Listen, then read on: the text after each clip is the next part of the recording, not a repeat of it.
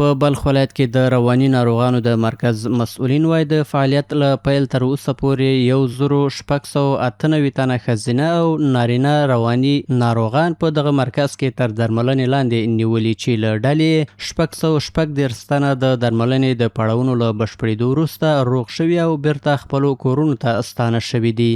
از بعد تأسیس تا به حال ما در حدود 1698 مریضان چی قشر ذکور و اوناس که دارای مشکلات روانی بودند در این مرکز ما زیر تداوی داریم که از جمله 636 مریض ما از این مرکز شفایاب شده از هر دو قشر.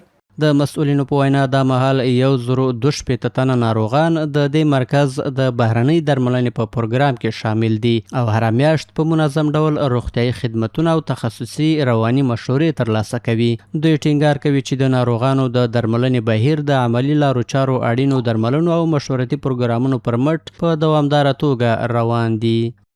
شامل برنامه بیرونی داریم. اونا داخل بستر بودن. این واقعات بیرونی داریم که اینا هر ماه منظم مریضا میان در اینجا تشریف میارن و توسط دکتر صاحبای بخش روانی ما، متخصصای عقلی عصبی ما اینا تعقیب میشن و برشان ادویه ماوار منظم داده میشه.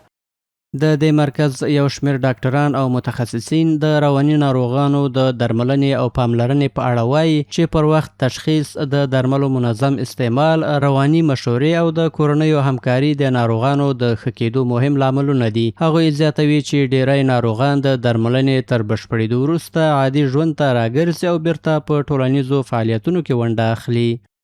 تکلیف‌های روانی خو مختلف است. بعضی از امراض روانی است که اگر افسردگی را مثال بتیم 6 ماه تداوی ضرورت داره. بعضی مریضای روانی از قبیل سایکوتیک دپرشن است که 1 سال تداوی ضرورت داره.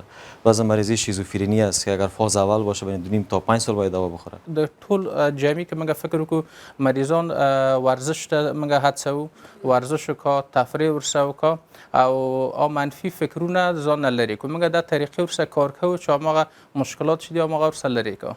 په همدې حال کې یو شمېر ناروغان د دې مرکز له روغتیايي خدمتونو څخه خوښي څرګندوي او د رواني ناروغانو د درملنې او پالنې په برخه کې د ډاکټرانو او روغتیايي کارکوونکو هڅې ارزښتناکه بولي.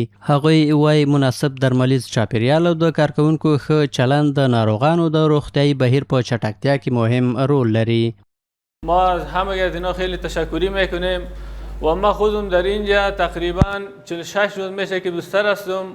از روزهای اول کرده آره الحمدلله خیلی خوب شدم. از دکتر صاحبا داره ما خدمت زیاد میکنن، از نان و آب، لباس، نظافت، حتی ناخن‌های یگان مریضا که نرسیدگی باشه میان خودشان ناخن‌های ما را میگیرن. ما از اینا بسیار تشکر میکنیم. د افغاني سرې میاشتې ټولنې د شمال زون د رواني روغتیا د ناروغانو د درملنې مرکز د رواني روغتیا په برخه کې له مهمو روغتیايي مرکزونو څخه شمیرل کیږي چې په وروستیو کلونو کې د ناروغانو په درملنه او د هیواد په شمال کې د رواني ستونزو په کمولو کې اغیزناک رول لوبولی دی.